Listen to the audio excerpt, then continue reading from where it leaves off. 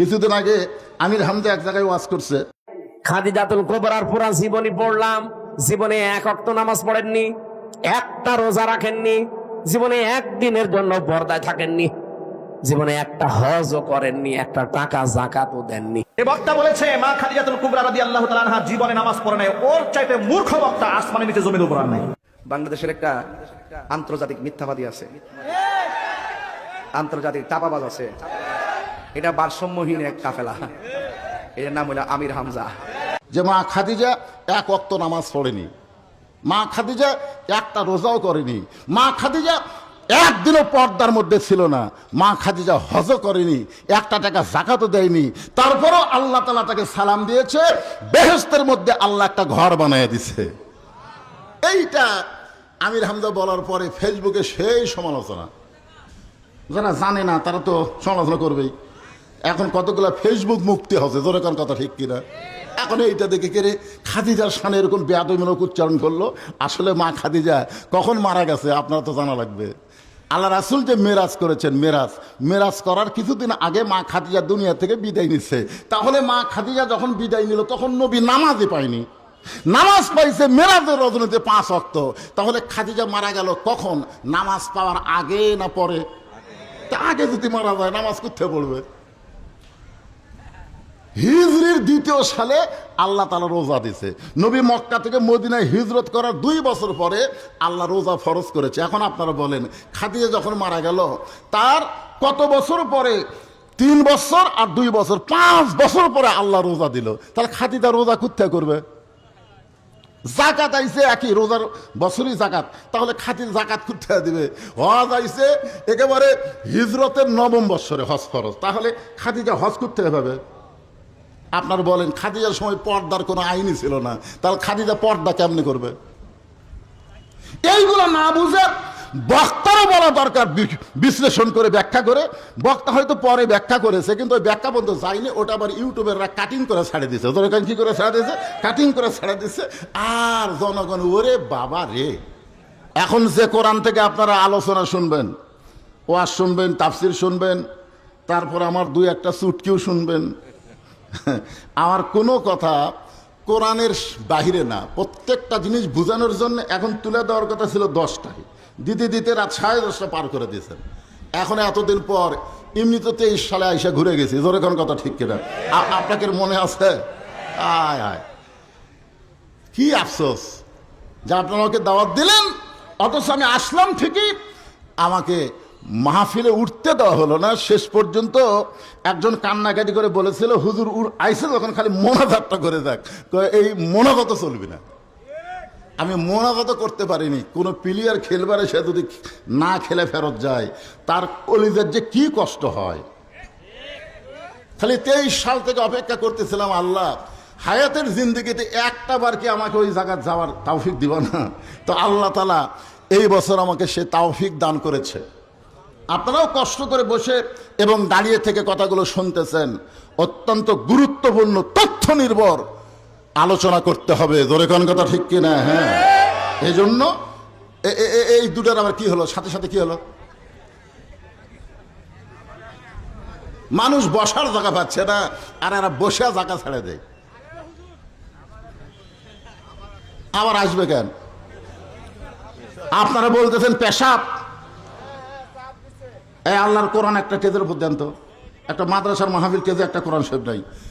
এই কোরআন শরীফের নাম কি? খালি আল কোরআন। আল্লাহ বলেছেন অনুনাজ্জিলু মিনাল কোরআনি মা হুয়া শিফাউ ওয়া রাহমাতুল লিল মুমিনিন। মুমিনদের জন্য আল্লাহ তাআলা এই কোরআনকে শেফা স্বরূপ নাজিল করেছে। শেফা শব্দের অর্থ হলো যাবতীয় রোগ মুক্তি হিসাবে আল্লাহ কোরআনকে নাজিল করেছে মুমিনদের জন্য। আপনি সেই কোরআনের আলোচনা শুনতে এসে পেশাব লাগতে পারে। যদি আপনি বলেন যতই পেশাব লাগুক আমি উঠবো না, এই মনে করে যদি ধৈর্য নিয়ে বসে থাকতে পারেন, আল্লাহর কোরআনের সিলায় পেশাব জাতীয় যত ব্যারাম আছে আল্লাহ সব ভালো করে দিবে। আল্লাহ পারে কি পারে না? জোরে কোন পারে কি পারে না? হ্যাঁ, আসতে পারে পেশাব, কিন্তু খালি ধৈর্য ধরবেন। ইন্নাল্লাহ মা সাবিরিন, আল্লাহ ধৈর্যশীলদের সঙ্গে তুমি আসো। এই উঠে গেলে জায়গা পাবো না আল্লাহ, আমি উঠবো না, পেশাব করব না। প্রথম একটু কুটকুট করবে, তারপরে দেখবেন আস্তে আস্তে পেশাবের জায়গা ঠান্ডা হয়ে যাবে। পেশাব জাতীয় যত ব্যারাম আল্লাহ ভালো করে দিবে। সুবহানাল্লাহ বলেন। কারণ কোরআনের ক্ষমতা আছে না নাই? জোরে করে আছে না নাই? আমি আপনাকে দেখাবো, একটু ধৈর্য ধরেন। যে কথা বলতেছিলাম, যে কোরআনের তাফসীর শুনতে আসছেন, আলোচনা শুনতে আসছেন, এই কোরআনের মধ্যে কোনো সন্দেহ নাই। আল্লাহ কি বলেছেন? জালিকাল কিতাবুল লা রাইবা ফিহি হুদাল লিন-নাস। কি তার মানে বোঝা গেল ভুল কইয়া লাভ নাই। আমি হুদাল লিন-নাস বলছি, আপনারা সাথে সাথে বলছেন হুদাল লিল মুত্তাকিন। তার মানে কি? কোরআন সবার জন্য হেদায়েত না। এই বাংলাদেশের মুসলমান দাবি করবে সবাই আল্লাহর কোরআনের দল করতে পারবে না। ধরে কোন কথা ঠিক কি না? কারণ এখানে আল্লাহ মুত্তাকিন শব্দ উল্লেখ করে বুঝাই দিয়েছেন, একমাত্র মুত্তাকি যারা কোরআন থেকে হেদায়েত পাবে তারা। আবু জেহেলের মতন কোরআন শুনবে আর তোমাকে কোরআন হেদায়েত দিবে? কখনোই দিবে না। আবু জেহেল সারা রাত কোরআন শুনছে, সারা রাত। আপনারা তো বসার জায়গা পাচ্ছেন, ওর বসার জায়গা হয়নি। চোরের মতন চুপি চুপি ঘরের বাহির থেকে সারা রাত কোরআন শরীফ তেলাওয়াত শুনছে। সকালবেলাকে মিটিংয়ের মধ্যে বলতেছে, এত সুন্দর কোরআনের বাণী, রাতটা কোন দিক দিয়ে গেল আমি বুঝবারই পারিনি। সুবহানাল্লাহ। কথাটা কিন্তু কোরআনের পক্ষে বলেছে যে এত সুন্দর কোরআনের বাণী, আমার রাতটা কোন দিক দিয়ে গেল আমি বুঝবারই পারিনি। তা আবু সুফিয়ান বলতেছে, নেতা, যেই কোরআন শুনতে এত ভালো লাগে সেই কোরআন গ্রহণ করলে অসুবিধা কি? মা শুনতেই যদি এত ভালো লাগে সেটা ধরলে অসুবিধা কি? তখন আবু জেহেল বলতেছে, আবু সুফিয়ান তুই এমন কথা কইলি, এটা জোরে বলা যাবে না, তুই আমার কাছে আয়। যে কাছে কাছে কানে কানে বলতেছে, এই কোরআনকে গ্রহণ করলে তোর আমার ভুয়া নেতৃত্ব চলবি না। তোর আমার যে নেতৃত্ব চলতেছে মানুষকে নির্যাতন করা, সেই ভুয়া নেতৃত্ব চলবে না, আসল নেতা হয়ে যাবে আব্দুল্লাহর এতিম পোলা। আজও যারা বাংলাদেশে আবু জেহেলের মতো নেতৃত্ব দিবার চায়, তারা এই কোরআনকে মাইনাস করে নেতৃত্ব দিবার চায়। ধরে কথা ঠিক না? কোরআনকে মাইনাস করলে আপনি মুত্তাকি হবার পারবেন না। কোরআন থেকে হেদায়েত নিতে গেলে আল্লাহ বলেছেন হুদাল্লিল মুত্তাকিন, তাদেরকে মুত্তাকি হতে হবে। এখন মুত্তাকিদের জন্য আল্লাহ কি বলতেছেন? ইয়া আইয়ুহাল্লাযীনা আমানুত্তাকুল্লাহা হাক্কা তুকাতিহি ওয়া লা তামুতুন্না ইল্লা ওয়া আনতুম মুসলিমুন। কোরআন তেলাওয়াত শুনলে কি বাড়ে? দুই চারজন বলতেছে, ওয়াইজা তুলিয়াত আলাইহিম আয়াতুহু জাদাতুহুম ঈমানান ওয়া আলা রাব্বিহিম ইয়াতাওয়াক্কালুন। আল্লাহ বলতেছেন কোরআনের তেলাওয়াত যখন হবে, ওই তেলাওয়াতে ঈমান কি হবে? বৃদ্ধি পাবে। আর ঈমান বৃদ্ধি পাওয়ার লক্ষণ কি? এই ঈমান বৃদ্ধি পাওয়ার লক্ষণ কি চুপ থাকা? আমরা এতদিন চুপ থাকা কিছুই হয়নি, জবান খুললেই কাম হয়। জোরে কোন ঠিক কিনা? হ্যাঁ, এই জন্যে জবান খুলবেন কি দিয়া? আল্লাহু আকবার শব্দ দিয়া। যেই শব্দ শুনলে শয়তান পালায়া যায়, আল্লাহ খুশি হয়। এই জন্যে যখনই কোরআনের তেলাওয়াত শেষ হবে, মুমিন মুসলমান জবান খুলে বলবো আল্লাহু আকবার। কি বলবো? আল্লাহু আকবার।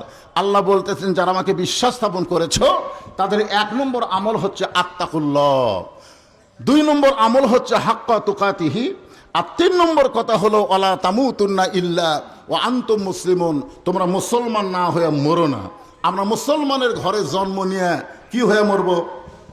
কথা কয় না, মুসলমানের ঘরে জন্ম নিছি, মরবো কি হয়ে? আরো জোরে বলেন। এখন মুসলমান হয়ে যদি আমরা মরবার চাই, মরা তো লাগবি রে ভাই। রুহের জগৎ শেষ হয়েছে, দুনিয়ার জগৎ চলতেছে যে কোনো সময়। কি মনে করতেছেন? কি আগে মরবি, দাদা না লাতি? লাতির তো মশান মারতেছে, লাতি তো মসজিদে যায় না, দাদা একলা যায়। লাতি বলতেছে কে রে নামাজে যায়, কারণ সময় হয়নি, সময় হয় নাই।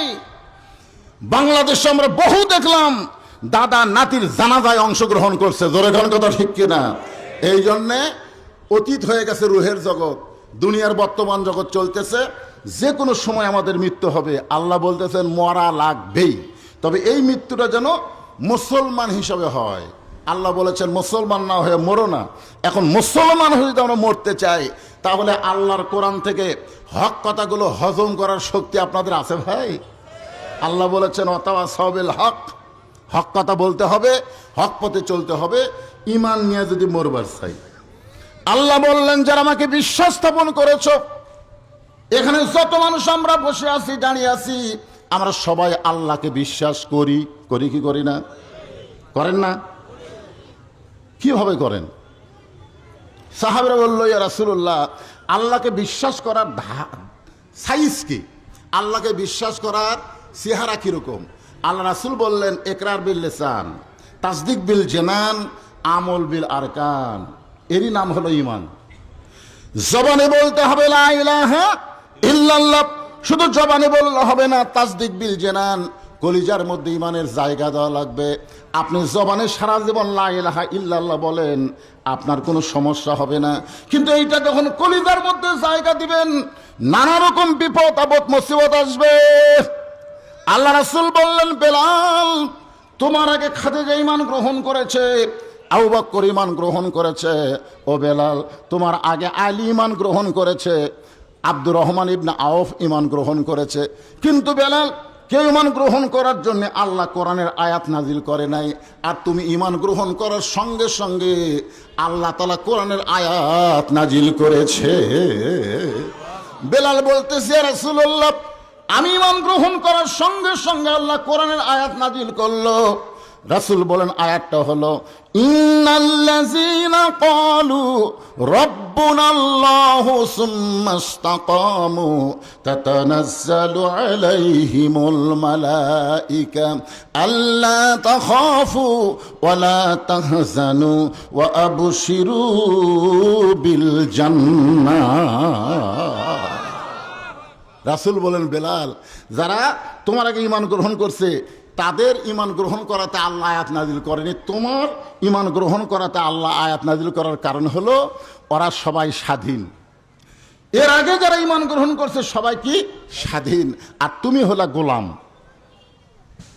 তোমার মুনিব কয়টা? বেলাল কয় একটা। কে মুনিব? আল্লাহ। রাসূল বললেন না, আল্লাহ ছাড়াও তোমার আর একটা মুনিব আছে, সেই মুনিবের নাম হলো উমাইয়া। দরকার সেই মুনিবের নাম কি?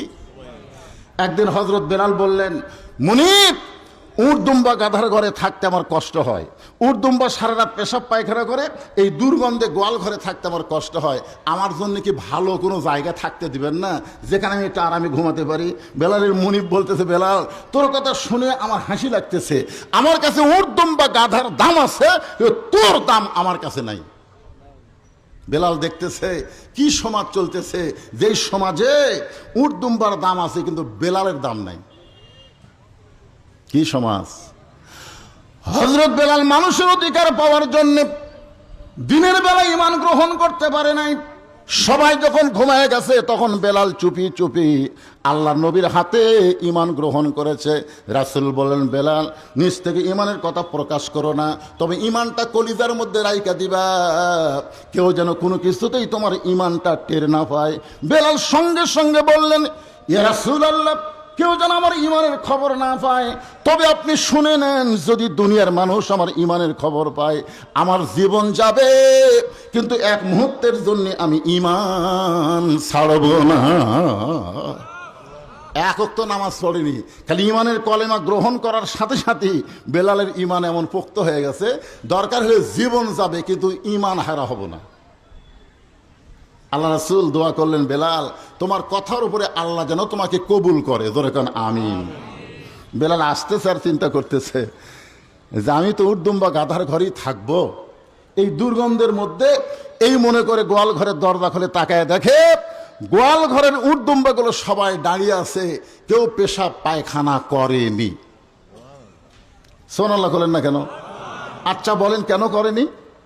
আল্লাহ কোরআনে বলেছেন, অহুয়া মাকুম আইনামা কুনতুম, ঈমানদার তুমি আছো যেখানে আমি আল্লাহ আছি সেখানে। এতদিন বেলাল একা ছিল, গোয়াল ঘরে বেলাল কে ছিল? একা ছিল। আজকে বেলালের সাথে কে আছে? আরো ধরে বলেন। আল্লাহ বলেছেন, এই উট দুম্বা তোরা দিনের বেলা পেশাব পায়খানা করবি, রাতের বেলা পেশাব পায়খানা করতে পারবি না, কারণ এতদিন বেলাল একলা ছিল, আমি আজ থেকে আল্লাহ বেলালের সঙ্গে থাকবো। এখন বলেন তো উর্দুম্বা সৃষ্টিকার, হুকুম মানবে কার? বেলাল কয় ঈমান গ্রহণ করলাম, উর্দুম্বা পেশাব বন্ধ করে দিল। সকালবেলা কাজই হলো গোয়াল ঘর সাফ করা, আর সেইটাই যদি না করা লাগে তাহলে কি করবে বেলাল? তখন নামাজ নাই, রোজা নাই, শুধুমাত্র কলেমা। আল্লাহ বলেছেন ইয়া আইয়ুহাল্লাযীনা আমানু উযকুরুল্লাহা যিকরান কাসীরা। আপনি বেশি বেশি নামাজ পড়েন, এ কথা আল্লাহ বলেনি। বেশি বেশি রোজা করেন, এ কথা আল্লাহ বলেনি। বেশি বেশি দান করেন, এ কথা আল্লাহ বলেনি। সবসময় হজ করেন, এ কথা আল্লাহ বলেনি। আল্লাহ বলেছেন বেশি বেশি জিকির করো। আপনার নামাজের চাইতে, রোজার চাইতে, হজের চাইতে জিকিরের দাম আল্লাহর কাছে অনেক বেশি। বলেন সুবহানাল্লাহ। কিছুদিন আগে আমির হামজা এক জায়গায় ওয়াজ করছে যে মা খাদিজা এক ওয়াক্ত নামাজ পড়েনি, মা খাদিজা একটা রোজাও করেনি, মা খাদিজা একদিনও পর্দার মধ্যে ছিল না, মা খাদিজা হজও করেনি, একটা টাকা জাকাতও দেয়নি, তারপরও আল্লাহ তাআলা তাকে সালাম দিয়েছে, বেহেশতের মধ্যে আল্লাহ একটা ঘর বানিয়ে দিছে। এইটা আমির হামজা বলার পরে ফেসবুকে সেই সমালোচনা। যারা জানে না তারা তো সমালোচনা করবেই। এখন কতগুলো ফেসবুক মুক্তি হচ্ছে, জোরে কোন কথা ঠিক কিনা? এখন এইটা দেখে কেড়ে খাদিজার শানে এরকম বেয়াদবিমূলক উচ্চারণ করলো। আসলে মা খাদিজা কখন মারা গেছে আপনারা তো জানা লাগবে। আল্লাহ রাসূল যে মেরাজ করেছেন, মেরাজ করার কিছুদিন আগে মা খাদিজা দুনিয়া থেকে বিদায় নিচ্ছে। তাহলে মা খাদিজা যখন বিদায় নিল তখন নবী নামাজই পায়নি, নামাজ পাইছে মেরাজের রজনীতে 5 ওয়াক্ত। তাহলে খাদিজা মারা গেল কখন? নামাজ পাওয়ার আগে না পরে? আগে যদি মারা যায় নামাজ কোথায় পড়বে? হিজরির 2য় সালে আল্লাহ তাআলা রোজা দিছে। নবী মক্কা থেকে মদিনায় হিজরত করার 2 বছর পরে আল্লাহ রোজা ফরজ করেছে। এখন আপনারা বলেন খাদিজা যখন মারা গেল তার কত বছর পরে? 3 বছর আর 2 বছর, 5 বছর পরে আল্লাহ রোজা দিল। তাহলে খাদিজা রোজা কোথায় করবে? জাকাত আইছে একই, রোজার বছরই জাকাত, তাহলে খাদিজা জাকাত কোথায় দিবে? হজ আইছে একেবারে হিজরতের 9ম বছরে হজ ফরজ, তাহলে খাদিজা হজ কোথায় পাবে? আপনার বলেন খাদিজার সময় পর্দার কোনো আইনই ছিল না, তাহলে খাদিজা পর্দা কেমনে করবে? এইগুলো না বুঝে বক্তারও বলা দরকার, বিশ্লেষণ করে ব্যাখ্যা করে। বক্তা হয়তো পরে ব্যাখ্যা করেছে, কিন্তু ওই ব্যাখ্যা পর্যন্ত যায়নি, ওটা আবার ইউটিউবেররা কাটিং করে ছাড়ে দিছে। দরকার কি করে ছাড়া দিয়েছে? কাটিং করে ছাড়া দিচ্ছে। আর জনগণ ওরে বাবা রে। তাহলে খাদিজা কি করে আল্লাহর সালাম পেল? কি করে আল্লাহ জান্নাতে একটা ঘর দিল? অবশ্যই মুসলমান হিসেবে আমাদের জানার অধিকার আছে। জোরে কোন আছে না? রে মায়েরা যারা পর্দার অন্তরে আছেন, ভবিষ্যতে ওয়াজ শুনবার আছেন, একটু মনোযোগ দিয়ে আজকে ওয়াজ শুনবেন। খাদিজাতুল কুবরা একটু মনোযোগ দিয়ে শুনবেন। নামাজ পড়ে নাই, রোজা করে নাই, হজ করে নাই, যাকাত দেয় নাই, তারপরে আল্লাহ তাকে সালাম দিয়েছে। আল্লাহ জান্নাতে তার একটা ঘর বানাইছে। একটাই মাত্র আমল তখন ছিল, সে আমলের নাম হলো জিকির করা। তাহলে দুনিয়াতে সর্বপ্রথম মুসলমানের যে আমল, উম্মতে মুহাম্মাদের আমলের নাম কি? সবাই কর না কেন? আজকে এই জিকিরের কথা বললে কবে হুজুর পীর সাহেব হলো নাকি রে? আমাদের বাংলাদেশে কিছু জাকের পার্টি আছে। জোরে কন কি পার্টি? এই জাকের পার্টির কারণেই তো জিকিরের বদনাম হচ্ছে। জাকের পার্টির জিকির কি সাইজ আপনারা জানেন না? আমার দয়াল বাবার দরবারেতে কেউ ফিরে না খালি হাতে। আপনার বলেন এটা কি জিকির করা না মস্কারি করা? একটু মনোযোগ দেন। হযরত বেলাল দেখলেন সকালবেলা কোনো কাজ নাই, তিনি কলেমার জিকির শুরু করে দিলেন। জিকির করতে করতে করতে করতে হযরত বেলাল আসল মুনিবের প্রেমে ধরা পড়েছে। গোলামের বাচ্চা গোলামেরা সকালবেলায় বেলালের বিরুদ্ধে নালিশ করতেছে মুনিবের কাছে, মুনিব এত বেলা হয়ে গেল এখন পর্যন্ত বেলাল গোয়াল ঘরের দরজা খোলে নাই। এমনি তো বেলালের মুনিব বেলালকে দেখতে পারে না, উর্দুম্বার সঙ্গে থাকতে দেয়, এখন সেই বেলালের বিরুদ্ধে আবার অভিযোগ। হাসিনার সময় দেখছেন, হাসিনা কিন্তু এমনি আলেমদেরকে দেখবার পারেনি, আবার আলেমদের বিরুদ্ধে অভিযোগ, জোরে কোন কথা ঠিক কিনা? 116 জন আলেমের তালিকা করা হয়েছিল, তার মধ্যে আমার নাম ছিল 18 নম্বরে। 116 জনের মধ্যে প্রথম 18-র মধ্যে আমার নাম ছিল। এই জন্য আপনাকে আব্দুল কুদ্দুস ওই কিন্তু আমাকে একেবারে ঢুকপারি দিচ্ছিল না। এরপরে মনে করলাম আর একটা আসলো পাটোয়ারি, ই হয়তো ভালো হবি, কিন্তু যে জাতের জাত, জোরে কোন কথা ঠিক কিনা? একই অবস্থা। আলেমদের বিরুদ্ধে অভিযোগ কেন? আলেমদের অভিযোগ কেন করবা? কারণ আল্লাহ কোরআনে বলেছে, ইন্নামা ইয়াখশাল্লাহ মিন ইবাদিহিল উলামা, বান্দা সমূহের মধ্যে আলেম বান্দারা আল্লাহকে বেশি ভয় করে, জোরে কোন সুবহানাল্লাহ। আল্লাহ রাসূল বলেছেন, আল উলামা ওয়ারাসাতুল আম্বিয়া, আলেমরা হচ্ছে নবীদের ওয়ারিস। আর সে আলেমদের বিরুদ্ধে লাগছে। হাসিনার পতন কিন্তু এই আলেমদের বিরুদ্ধে লাগার কারণেই হয়েছে, জোরে কোন কথা ঠিক কিনা? প্রত্যেকটা আলেম হাইকোর্টে, সুপ্রিম কোর্টে কোনো বিচার পায়নি, কোনো বিচার নেই। তারা আল্লাহর কাছে বিচার দিয়েছে, আল্লাহ চোখের পানি দিয়ে বিচার দিয়েছে। ভাইজান একটু মনোযোগ দেবেন। এমনি তো বেলালকে দেখতে পারে না, আবার সেই বেলালের বিরুদ্ধে অভিযোগ করেছে মুনিফ চামড়ার চাবুক নিয়ে, চামড়ার চাবুক না বেলালের দরজা এসে ডাকতেছে, বেলাল ও বেলাল, এত বেলা হয়ে গেল এখনো পর্যন্ত দরজা খুলিস না। বেলাল রে তোর এমন কি ঘুম হলো এখনো দরজা খুলিস না? কারণ বেলাল আসল মুনিবের কাছে ধরা দিয়েছে, নকল মুনিবের শব্দ বেলালের কানের মধ্যে ঢুকতেছে না। সুবহানাল্লাহ কন্যা খা। হ্যাঁ, হযরত বাইজিদ বোস্তামি নামাজের মধ্যে আছে মরুভূমিতে। এখন এক মেয়ে বাইজিদ বোস্তামির সামনে দিয়ে ঘুরতেছে। বাইজিদ বোস্তামি নামাজ শেষ করবে, এই মহিলা, এই তুমি কি পাগলি হয়ে গেলে নাকি? আমি নামাজ পড়তেছি আর তুমি আমার সামনে দিয়ে ঘুরতেছ। মহিলা মুসকে মুসকে হাসে আর বলে, নামাজ কার ইবাদত? এই জোরে কোন, নামাজ কার ইবাদত? তুমি যখন আসসালাতু মিরাজুল মুমিনিন, নামাজ হচ্ছে মুমিনদের জন্য আল্লাহর মিরাজ, আল্লাহর ইবাদতের মধ্যে শামিল হইছো, তোমার সামনে আমি ঘুরতেছি, তুমি কেমনে দেখলা? তার মানে বোঝা গেল তুমি নামাজের মধ্যে ছিলে না। নামাজের ভিতরে থাকা আর নামাজ পড়া দুইটা এক না, দুইটা এক না, জোরে কোন কথা ঠিক কিনা? আজকে আমরা অনেকে নামাজ পড়ি কিন্তু নামাজের ভিতরে ঢুকতে পারি না। নামাজের নিয়ত করার সঙ্গে সঙ্গে দুনিয়ার নানা রকম খবর আমাদের কাছে চলে আসে। কি করেছি সারাদিন সব কথা মনে হয়, হয় কি হয় না? জোরে কোন হয় কি হয় না? কিন্তু সঠিকভাবে যদি নামাজের মধ্যে ঢুকতে পারি, আসসালাতু মিরাজুল মুমিনিন, নামাজ হচ্ছে মুমিনদের মেরাজ। বেলালের মুনিবের রাগ বেশি হওয়ার কারণে মারছে লাত্তি। দরজা খুলে গেছে, দরজা খুলে দেখে গোয়াল ঘর গোটা পরিষ্কার। সুবহানাল্লাহ বলেন। বেলালের মুনিব বলতেছে, এই গোলামের বাচ্চা, গোলামের, এই তোরা বেলালের বিরুদ্ধে আমার কাছে মিথ্যা নালিশ করলি যে বেলাল ঘুম থেকে চেতন পাইনি। তোরা যখন চেতন পাস নাই, তখন বেলাল চেতন পাইয়া গোটা গোয়াল ঘর পরিষ্কার করেছে। জোরে কোন সুবহানাল্লাহ। আসলে দেখেন, বেলালের মুনিব বেলালকে মারতে গিয়া বেলালের প্রশংসা করতেছে। আসলে বেলাল পরিষ্কার করছে, গোয়াল ঘর পরিষ্কার করেনি, কিন্তু ইমানের নূর দিয়া তার ভিতরের সমস্ত অন্ধকার পরিষ্কার করেছে। জোরে কোন কথা ঠিক কিনা? বেলালের মুনিব ডাকতেছে গোয়াল ঘরে, রে বেলাল তুমি কোথায়? বেলাল ডাকতে ডাকতে গোয়াল ঘরের কোনায় গিয়ে দেখে বেলালের গোটা দেহ থর থর করে কাঁপতেছে। ইজা যুকিরাল্লাহু ওয়াজিলাত কুলুবুহুম, যখন কেউ আল্লাহর জিকির করে, এই জিকির করার কারণে তার অন্তরের মধ্যে তড়পড়ানি শুরু হয়ে যায়। সুবহানাল্লাহ বলেন। বেলাল জিকির করতেছে কার? আল্লাহ কি বলতেছেন? ইজা যুকিরাল্লাহু ওয়াজিলাত কুলুবুহুম। বেলালের অন্তরের মধ্যে তড়পড়ানি শুরু হয়েছে।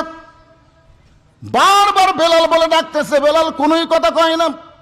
হঠাৎ চামড়ার চাবুক দিয়ে বেলালের মুনিব যখন বেলালের দেহে আঘাত করেছে, আঘাত করার সঙ্গে সঙ্গে বেলালের জবান ফসকে বের হয়ে গেছে, লা ইলাহা ইল্লাল্লাহু মুহাম্মাদুর রাসূলুল্লাহ। আচ্ছা, আমাদেরকে কেউ যদি চামড়ার চাবুক দিয়ে আঘাত করে, আমরা কি বলবো? ও মারে বাবারে। জোরে কোন কথা ঠিক কিনা? আপনি আল্লাহরে বলবেন না মারে বাবারে বলবেন? কোনটাকে বলবেন? কথা কয় না। আর যারা প্রকৃত ইমানদার তারা কি বলবে? আল্লাহ আল্লাহ, ও আল্লাহ তুমি কোথায় আল্লাহ, এই কথাই বলবে। আমরা বাপ মা চিনেছি কিন্তু আল্লাহকে আমরা চিনবার পারিনি। ধরে কথা কন না কেন ভাইজান?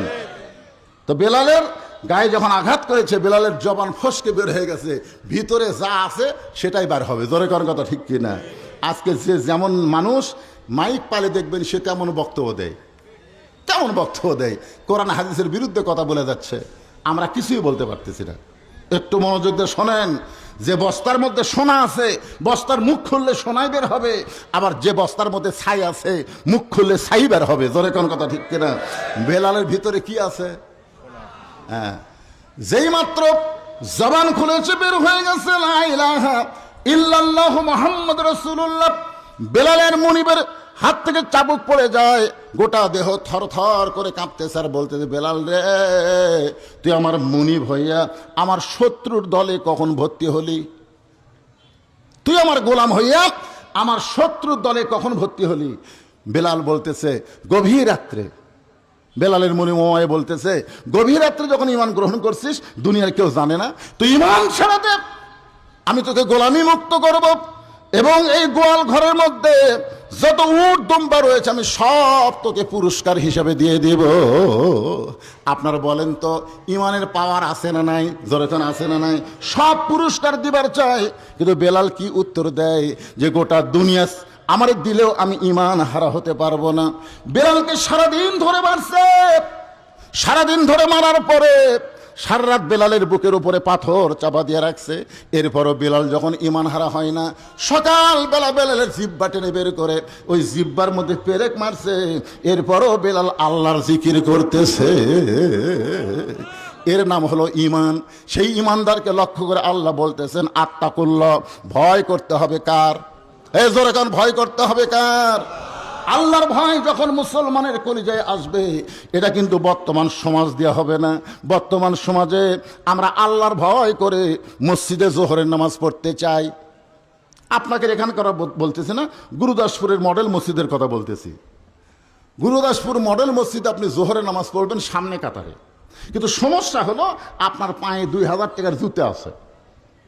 আপনি এখন বলেন তো, মসজিদ দরজার যায় আপনি কার ভয় আগে করবেন? আপনার বুঝতে পারতেছেন আমার কথা? এখানে আল্লাহ বলতেছেন আত্তাকুল্লাহ, ভয় করতে হবে কার? কিন্তু বর্তমান পরিবেশে আপনি 2000 টাকার জুতা নিয়ে বিপদ পড়ে গেছেন। কিন্তু জুতার দরজা থুয়া যদি ভিতরে যাই, আশা দেখবো আমি আছি কিন্তু আমার জুতা নেই। বর্তমান পরিবেশে ঠিক কিনা বলেন? তাহলে কি করতেছে? আস্তে করে জুতা তুলতেছে। তো দুই কান্দে দুই ফেরেশতা বলতেছে, আল্লাহ কি লেখমো? আল্লাহ বলতেছে, আমার ভয় আমার ঘরে ঢুকতেছে, কিন্তু বেটা বর্তমান পরিবেশ আগে চোরের ভয় করছে। তো ফেরেশতা বলে, তাহলে লিখবো কি? আল্লাহ বলতেছেন, চোরের ভয় আল্লাহর ভয় একই কলিজার মধ্যে যদি রয়, তার কোনোদিন আত্তাকুল্লাহ আদায় হয় না। আত্তাকুল্লাহ আদায় করতে গেলে কেবলমাত্র ভয় করতে হবে কার? তো কেবলমাত্র আল্লাহর ভয় যদি আমরা করতে চাই, তাহলে বর্তমান পরিবেশে আল্লাহর ভয় করা যাবে না। আল্লাহর ভয় করতে গেলে আল্লাহর কোরআনের পরিবেশ আমাদের বাংলাদেশে চালু করা লাগবে। জয়গণ কথা ঠিক কিনা? এই জন্যে বাংলাদেশে একটা রব উঠেছে। কি রব? সব কিছুই তো আমরা দেখলাম, কি পেলাম? আগামীতে যে কোরআনের ওয়াজ শুনি, শুধু ওয়াজ শুনবো না, এই কোরআনকে আমরা একটু নিজের চোখে দেখবার চাই। জয়গণ কথা ঠিক কিনা? শুধু হাফিজি মাদ্রাসার দিকে তাকায় দেখেন, আর আপনাকে পুরুলিয়া প্রাইমারির দিকে তাকায় দেখেন, এই দুটা দেখলেই তো আপনি বুঝতে পারবেন। কিন্তু প্রাইমারির জন্য জীবনে ভিক্ষা করা লাগলো না, 1 টাকা কোনোদিন প্রাইমারি হেডমাস্টার কারো কাছে ভিক্ষা করলো না, তারপরে প্রাইমারি চলে কেমনে রে? আর এই মাদ্রাসার জন্য বক্তা ওয়াজ শুরু করে কিছুক্ষণ পর দেও বাবা, দেও বাবা, এই যে দেও বাবা শুরু হয়ে গেল। তাহলে আমরা কোরআনের কি দেখলাম? কোরআন চলে ভিক্ষা দিয়া, আর প্রাইমারি চলে সরকারের টাকা দিয়া। জোরে এই দেখতেছেন আপনারা, নিজ চোখে দেখতেছেন তো? এই যে দেখতেছেন, এই দেখার নাম দেখা না, আসলে মূলত দেখা কি এইটা বোঝানোর জন্য বলতেছে আত্তাকুল্লাহ। অর্ধ জাহানের খলিফা হযরত ওমর জুমার দিনে যখন খুতবা দিচ্ছেন, জুমার দিনে খুতবা শুরু করেছেন, মাঝখান থেকে এক মুসল্লি দাঁড়িয়ে বলতেছে, আমির আল মুমিনিন, আপনার খুতবা আমরা শুনবো না। ওমর ফারুক সামকে গিয়ে বলতেছে, আমার খুতবা কেন শুনবা না? আমার অপরাধ কি? কি অপরাধে তুমি আমার খুতবা শুনবা না? বলে আমি না, যত মানুষ আপনার খুতবা শুনতেছে কেউ আপনার খুতবা শুনবে না। উমর ফারুক বললেন আমার অপরাধ কি? সাহাবী বলতেছে আপনার অপরাধ হলো আমাদেরকে খাটো পাঞ্জাবি দিয়া আপনি লম্বা জুব্বা পরে খুতবা পড়তেছেন, আমাদেরকে খাটো পাঞ্জাবি দিবেন, আপনি লম্বা জুব্বা পরবেন। এই লম্বা জুব্বা কোথায় পাইলেন? যতক্ষণ পর্যন্ত না বলবেন ততক্ষণ পর্যন্ত আপনার খুতবা শুনবো না। আত্তাকুল্লাহ, ভয়কার। আরো জোরে বলেন। যদি মানুষের আইন চলতো টুটি ধরে, ওমর ফারুক তখন বাংলাদেশের মতন 96টা দেশের রাষ্ট্রনায়ক, বাংলাদেশের মতন 96 দেশের খলিফা, তারই জুব্বা লম্বা, মাঝখান থেকে লোকমা দিছে। এখন একটা চেয়ারম্যানকে লোকমা দিলে চেয়ারম্যানের চামচা সাইজ করি, জোরে কোন কথা ঠিক কেনা? কেন আমাকে চেয়ারম্যান কি পরে কি করে তুই দেখিস কেন? এই তুই দেখিস কেন? আর অর্ধ পৃথিবীর খলিফা। আত্তাকুল্লাহ কারে কয়? আল্লাহর হয়। উমরের চোখ দিয়ে দর দর করে পানি পড়তেছে। এমন সময় আব্দুল্লাহ ইবনে ওমর 30 পারা কোরআনের হাফেজ, 6 লক্ষ হাদিসের হাফেজ, সুবহানাল্লাহ বলেন। অর্ধ জাহানের খলিফা ওমর ফারুকের ছেলে কয় পারা কোরআনের হাফেজ? 30 পারা কোরআনের হাফেজ, 6 লক্ষ হাদিসের হাফেজ। বাবার পাশে গিয়ে বলতেছে, রে নবীর সাহাবীরা, আমার বাবার জুব্বা লম্বা বলে তোমরা বাবার খুতবা বন্ধ করে দিলে, কিন্তু আমার দিকে একটাবার তাকায় দেখো, তোমরা খাটো হলেও নতুন কাপড় পরে নামাজ পড়তে আইছো, কিন্তু আমার পরনে নতুন কোনো কাপড় নাই। সাহাবেরা বলতেছে, বিশেষ করে ওসমান গনি বলতেছে, আব্দুল্লাহ আজকে জুমার দিনে সবাই নতুন কাপড় পরে নামাজ পড়তে আইছে, আর তুমি পুরাতন কাপড় কেন পরলা? আব্দুল্লাহ কান্দের বলে, আমি পুরাতন কাপড় কেন বললাম? যদি আজকে আমি নতুন কাপড় পরতে চাইতাম তাহলে আমার বাবার জুব্বা লম্বা হতো না। সুবহানাল্লাহ বললেন না? তোমরা যখন সবাই ঘুমিয়ে যাও তখন আমার বাবা ঘুমায় না। যেদিন থেকে বাবা আমার মদিনার খলিফার দায়িত্ব পাইছে সেদিন থেকে বাবা কোনো নেতা না, বাবা তখন জনগণের সেবক হয়ে গেছে। সবাই যখন ঘুমায়, আত্তাকুল্লাহ কার ভয়ে? আল্লাহর ভয়ে আমার বাবা ঘুমায় না। মানুষ কে কোথায় কিভাবে আছে নিজের চোখে দেখার জন্য চোরের মতো সারা রাত আমার বাবা ঘুরে বেড়ায়, চোরের মতো সারা রাত। হযরত ওমর ঘুরতে ঘুরতে দেখতেছে একটা পুরুষ মানুষ তাঁবুর বাহিরে এসে খালি উত্তরে যায় দক্ষিণে যায়, একবার উত্তর দিকে যায় একবার দক্ষিণে যায়। ওমর ফারুক এই দৃশ্য দেখার পরে তিনি বললেন, লোকটা তো অস্থির, আর অস্থির লোককে যদি তুমি থামাবার চাও নবীর তরিকা মোতাবেক তাকে সালাম দাও। ধরে গেল কি দাও? তো লোকটা একবার উত্তরে যাচ্ছে দক্ষিণে যাচ্ছে, খালি এই ছটফট ছটফট করতেছে। ওমর ফারুক তাকে স্থির করার জন্যে সালাম দিলেন, আসসালামু আলাইকুম ইয়া আব্দুল্লাহ। লোকটা সালামের উত্তর দেয় না। ওমর ফারুক আবার সালাম দিলেন, আসসালামু আলাইকুম ইয়া আব্দুল্লাহ, রে আল্লাহর বান্দা তোমার উপর আল্লাহর রহমত বর্ষিত হোক। লোকটা সালামের উত্তর দেয় না। ওমর ফারুক যখন আবার সালাম দিবার চাচ্ছে এমন সময় লোকটা বলে, এই মিয়া বারবার আমাকে সালাম দাও মিয়া, তুমি জানো না আমার মনের মধ্যে শান্তি নাই? তোমার সালাম খালি উপর দিক দিয়ে যায়, ভিতরে ঢুকতেছে না। ওমর ফারুক জোড়হাত করে বললেন, ভাইজান আপনার সমস্যা কি? বলে, আমার বাড়ি হলো অমুক জায়গায়, আমি যাচ্ছি অমুক জায়গায়। ওমর ফারুক যখন কোরআন দিয়ে রাষ্ট্র চালায় তখন দিনেও যা রাতেও তাই। জোরে খান সুবহানাল্লাহ। দিনের বেলাও যা রাতের বেলাও তাই। কোরআন দিয়ে যখন রাষ্ট্র চলে তখন দিনের বেলাও যেমন শান্তি, রাতের বেলাও আরো ঘুরে শান্তি। সুবহানাল্লাহ কন্যা খান। তা আমার বউকে নিয়ে, আমার গর্ভবতী বউকে নিয়ে আমি অমুক কাফিলায় যাচ্ছি।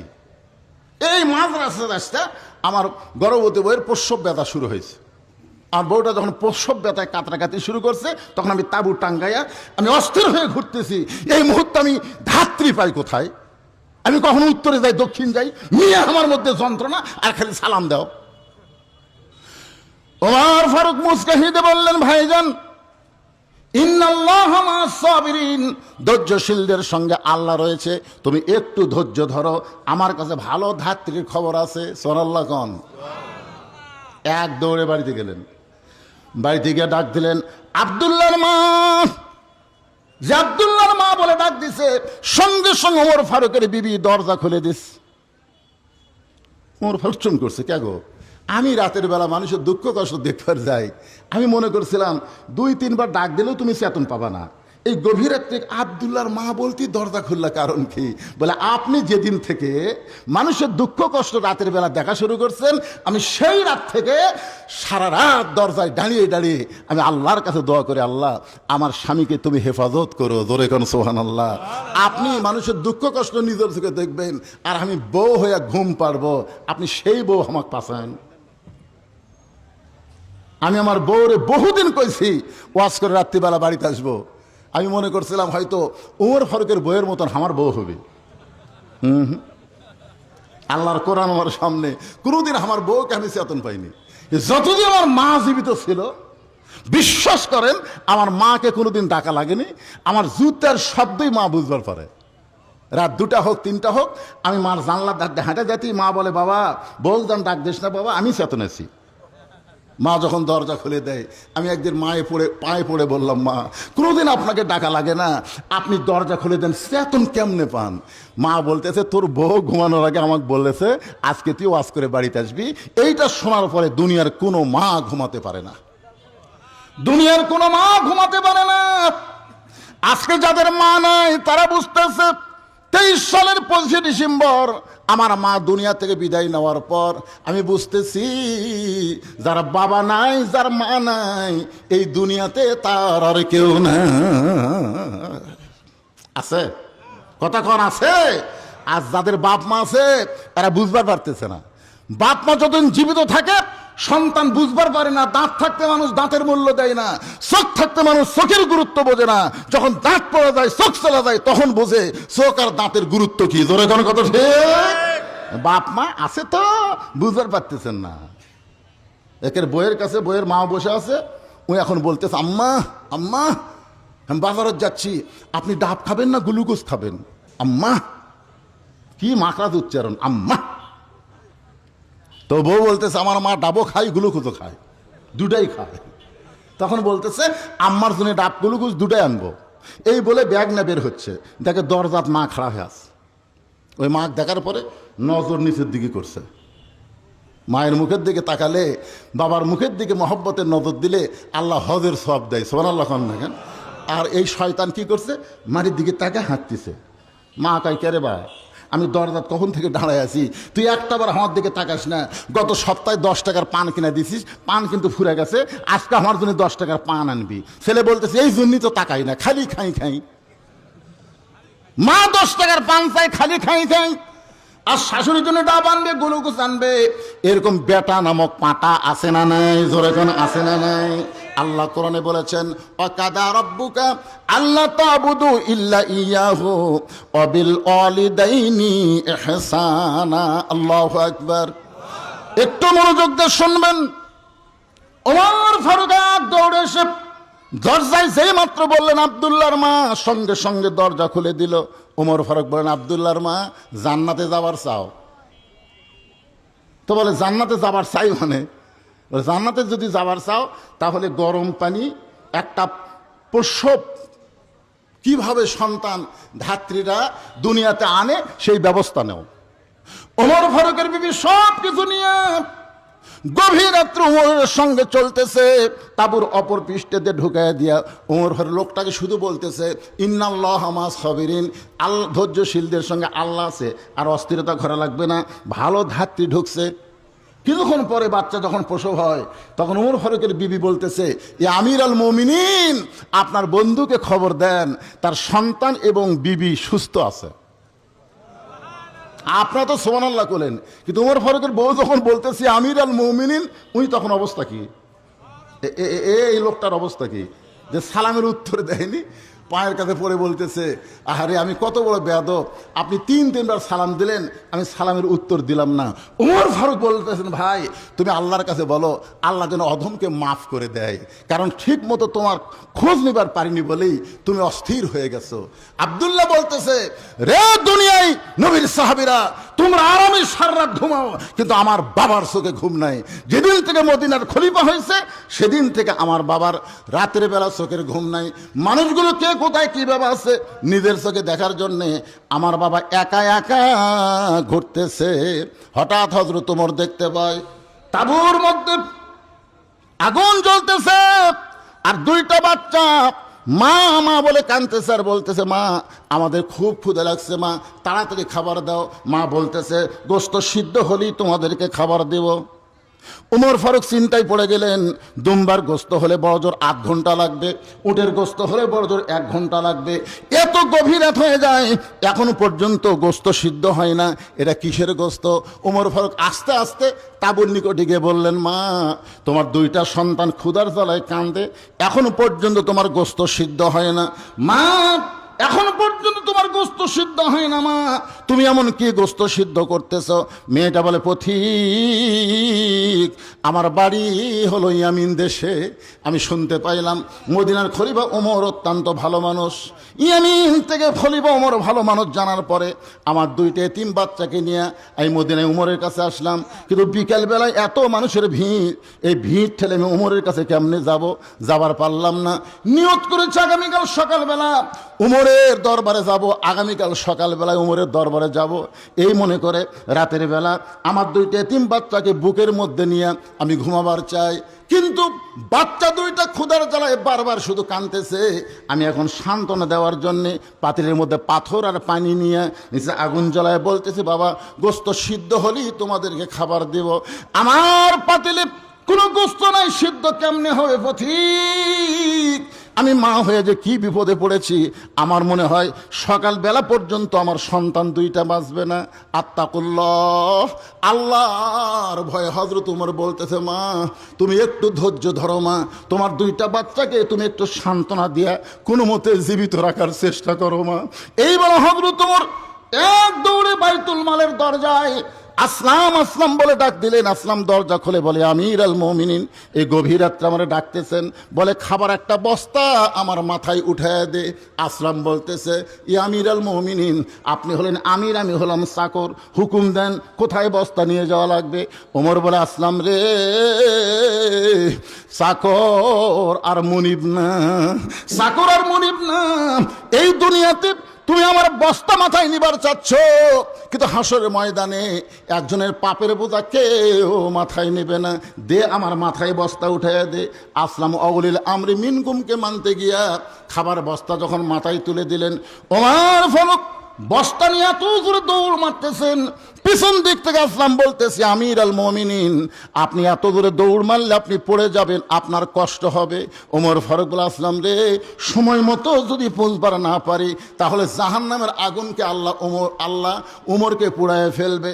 আত্মা করলাম হাক্কা তুকাতিহি, এত জোরে দৌড় মারলেন। তাবুর নিকটে গিয়ে বললেন, মা তোমার 2টা সন্তান কি জীবিত আছে? মা মেয়েটা বলতেছে, পথিক এখন পর্যন্ত আমার সন্তান 2টা জীবিত আছে। ওমর ফারুক বললেন, তাহলে তাড়াতাড়ি রুটি আর হালুয়া তৈরি করো। মেয়েটা রুটি আর হালুয়া তৈরি করে ওমর ফারুকের হাতে যখন দেয়, ওমর ফারুক রুটি আর হালুয়া নিয়ে 2টা বাচ্চাকে 2 উরাতের উপরে বসা মুখের মধ্যে ঢুকায় দিচ্ছে। বাচ্চা 2টা রুটি হালুয়া খায় আর ওমর ফারুকের মুখের দিকে ফ্যাল ফ্যাল করে তাকায়। ওমর ফারুকের চোখ দিয়ে দর দর করে পানি পড়তেছে। 2টা বাচ্চা বলে, কে গো আপনি এই গভীর রাত্রে এমন করে কাঁদতেছেন? আমরা এতিম, আমাদের কোনো বাবা নাই, কিন্তু আপনার দয়া দেখে আমরা হারানো বাবাকে মনে হয় ফিরে পাইলাম। ওমর ফারুক কান্দার বলে, আল্লাহ এ অধমকে জাহান্নামের আগুন তুমি হেফাজত করো। মেয়েটা বলে, পথিক রে তুমি জাহান্নামকে নিয়ে কেন ভয় করতেছো? ভালো মানুষের গল্প শুনেছি, কিন্তু মানুষ এত ভালো হয় কোনোদিন আমি কল্পনা করিনি। আমি আল্লাহর কাছে বলতে চাই, আল্লাহ উমরকে মদিনার খলিফা না বানায়া তোমাকে যদি মদিনার খলিফা বানাইতো তাহলে মদিনা আল্লাহর জান্নাত হয়ে যেত। আল্লাহু আকবার। আত্তাকুল্লাহ হাক্কা তুকাতিহি, আমরা ভয় করি কাকে? আরো জোরে বলেন, আল্লাহ। যতই গণ আল্লাহ, মানুষের তৈরি আইন দিয়ে যদি বাংলাদেশ চলে, মুখে বলা যাবে ভয় করে আল্লাহকে, কিন্তু অন্তর দিয়ে করতে পারবেন না। যেই কোরআনের ওয়াজ শুনতেছেন, এই কোরআন মোতাবেক আমাদের চলা লাগবে। জোরে কোন কথা ঠিক কিনা ভাইজান? ওমর ফারুক এত ভয় করেছে, কারণ কি? সে আল্লাহর কোরআন অনুযায়ী চলে এবং কোরআন অনুযায়ী রাষ্ট্র চলায়। আব্দুল্লাহ বলতেছে, এ ওই সাহাবীরা তোমরা খাটো পাঞ্জাবি হলেও নতুন পোশাক পরেছো, আর আমার দিকে তাকায় দেখো আমি পুরাতন কাপড় পরাইছি। ওসমান গনি বলে, আব্দুল্লাহ তুমি পুরাতন কাপড় কেন পরলা দিনে? বলে, আমি যদি নতুন কাপড় পরতাম আমার বাবার জুব্বা লম্বা হতো না। তোমরা সবাই যখন ঘুমায় থাকো আমার বাবা গভীর রাত্রে আমার দরজায় গিয়ে ডাকতেছে, আব্দুল্লাহ আব্দুল্লাহ বলে। আমি দরজা খুলে তাকায় দেখি বাবার হাতে একটা পাঞ্জাবি। আমি খুশি হয়ে বললাম, বাবা বাইতুল মাল থেকে আমার একটা পাঞ্জাবি দিছে, আপনি আর একটা দিবে রাখছেন? আসলে নেতার বেটা হওয়ার মধ্যে লাভ আছে। আমি একটা পাঞ্জাবি পাইছি, আপনি আর একটা দিবে রাইছেন। ওমর ফারুক বললেন, ইন্নাল্লাহা ইয়ামুরুকুম আন তুআদ্দুল আমানাতি ইলা আহলিহা ওয়া ইযা হাকামতুম বাইনান নাস আন তাহকুমু বিল আদল। জোরে বল আল্লাহু আকবার। আব্দুল্লাহ তুই কি মনে করিস যে তুই একটা পাঞ্জাবি পাইছিস আমি আর একটা দিবে রাইছি? না রে পাগল, না, এইটা আমার ভাগে পড়েছে। এখন তুই বল, এত খাটো পাঞ্জাবি পরে আমি আগামীকাল খুতবা কেমনে দিব? আব্দুল্লাহ বলতে, তাহলে আমি কি করব? বলে, তোর ভাগে যে কাপড় পাইছিস ওই কাপড়টা আমাকে দান করে দে। আব্দুল্লাহ বলে, গভীর রাত্রে আমার কাপড় আমার বাবাকে দান করে দিলাম। বাবার কাপড় আমার কাপড় একত্র করে বাবা লম্বা জুব্বা বানায় সেই জুব্বা পরে খুতবা দেয়। এখন বলো বাবার খুতবা শোনা যায় কি না যায়?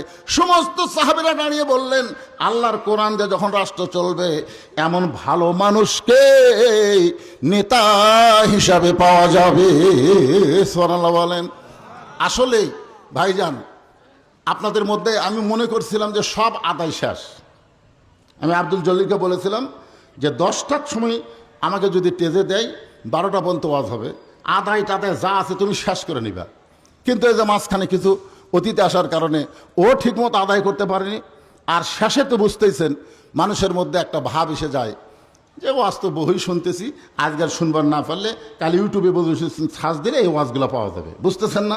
মানুষ এখন মোবাইলে ওয়াজ শুনে শুনে আমি যে ওয়াজই ধরি এই ওয়াজ তো কি কর। আল্লাহ রাসূল ফাতেমার ঘরের মধ্যে ঢুকলেন। ফাতেমা, তোমার কি কখনো মনে হয় তোমার বাবা আল্লাহর নবী বলে আল্লাহ তোমাকে জান্নাত দেবে? ফাতেমা বলতেছে, বাবা আমার বাবা শুধু আল্লাহর নবী না, আমার বাবা হলো বিশ্ব নবী। জোরে কোন সুবহানাল্লাহ। আমার সব সময় মনে হয় আমার বাবা বিশ্ব নবী হওয়ার কারণে আল্লাহ তাআলা আমাকে জান্নাত দেবে। রাসূল বলে, ফাতেমা তুমি বড় ভুল করেছো মা, তোমার বাবা বিশ্ব নবী বলে আল্লাহ তোমাকে জান্নাত দেবে না। জান্নাতে যদি যাবার চাও জান্নাতের আমল করে তোমাকে জান্নাতে যেতে হবে। আমার মায়েরা যারা আছেন একটু মনোযোগ দিয়ে শুনবেন, জান্নাতের আমল করে জান্নাতে যাওয়া লাগবে। ফাতেমা বললেন, বাবা জান্নাতে যাওয়ার আমল কি? আল্লাহ রাসূল বললেন, মাত্র 4টা আমল করলে 8টা আল্লাহ জান্নাতের 8টা দরজা খুলে দিবে। জোরে কান সুবহানাল্লাহ। ফাতেমা বললেন, বাবা জান্নাতের 4টা আমল কি কি? আল্লাহ নবী বললেন, 24 ঘন্টার মধ্যে 5 ওয়াক্ত নামাজ আদায় করবা। সব সময় নামাজ পড়া লাগবে না, ওয়াক্ত মোতাবেক 5 ওয়াক্ত নামাজ পড়লে নামাজের হক আদায় হবে। ও ফাতেমা, 12 মাসের মধ্যে 1 মাস রোজা রাখলে রোজার হক আদায় হয়ে যাবে। ফাতেমা, স্বামী যখন খেদমত চাবে তখন স্বামীর খেদমত করলে স্বামীর হক আদায় হবে। কিন্তু ফাতেমা, সতীত্বের হেফাজত পর্দা করা এটার কোনো সময় নাই, এটা সব সময় তোমার ওপর ফরজ। আমার মায়েরা যারা পর্দায় আছেন মা, আপনাদের জন্য সর্বসাকুল্যে সবচাইতে গুরুত্বপূর্ণ ওয়াজ হলো সবসময় পর্দার মধ্যে থাকতে হবে। রাসূল বললেন, ফাতেমা পর্দার আমলটা 24 ঘন্টায় তোমাকে করা লাগবে। নামাজ কিন্তু সব সময় পড়া লাগবে না, নামাজের সময় হলে নামাজ পড়া লাগবে, ঠিক কিনা বলেন? রোজা সব সময় করা লাগবে না, রোজার মাসে রোজা রাখলেই চলবে। স্বামীর খেদমত সব সময় করা লাগবে না, স্বামী যখন খেদমত চাবে তখন স্বামীর খেদমত করলেই চলবে। কিন্তু কিন্তু ফাতেমা, পর্দা এইটা সব সময় করতে হবে, 24 ঘন্টায় পর্দার মধ্যে থাকতে হবে। ঠিক আছে, 24 ঘন্টায় পর্দার মধ্যে থাকতে হবে। ও ফাতেমা, সঙ্গে সঙ্গে এক মহিলা মার জন্য দোয়া চায়, 500 টাকা দান করেছে। রমজান আলী মিল্কি ধানুরা 1 বস্তা সিমেন্ট করবে দান। আল্লাহ রমজান আলীর দানকে আল্লাহ আপনি কবুল কর, আল্লাহুম্মা আমিন। সঙ্গে সঙ্গে ফাতেমার গায়ে একটা ওন্না ছিল, ফাতেমার গায়ে একটা ওন্না ছিল। কি রে বাবা, যদি টান দিবার পারি না এটি লিখে দিলে কি হয়? 1 বস্তা সিমেন্ট। বক্তা যদি না বলে দান কবুল হবে না, এরকম নিয়ত করলে আল্লাহ দানই নেবে না। বক্তা বলা লাগবে কেন? আপনি দিয়ে যান।